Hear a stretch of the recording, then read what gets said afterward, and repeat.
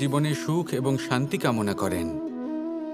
অনেক মানুষ এর জন্য শাস্ত্র পাঠ করেন যে কিভাবে জীবনে সুখ শান্তি লাভ সম্ভব।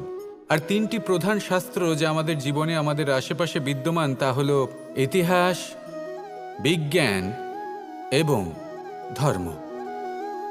ইতিহাস থেকে আমরা জানতে পারি যে অতীতে কিভাবে আমরা সুখ ও শান্তি লাভ করেছিলাম। বিজ্ঞান দ্বারা আমরা এটা বুঝতে পারি যে কিভাবে ভবিষ্যতে সুখ এবং শান্তি আমরা লাভ করতে পারি।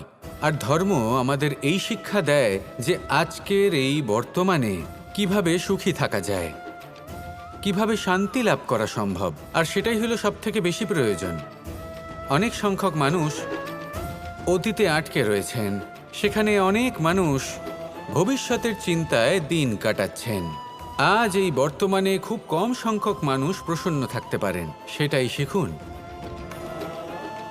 ধর্ম এটাই বলে যে যদি মনে কোনো মালিন্য না থাকে, এই মন যদি স্বচ্ছ হয়, কর্মের মাঝে কোনো ছলনা যদি না থাকে, তাহলে নিশ্চিত রূপে জীবনে সুখ এবং শান্তি আসবে আর আসতেই থাকবে। আসুন আমার সাথে ভালোবেসে বলুন, রাধা।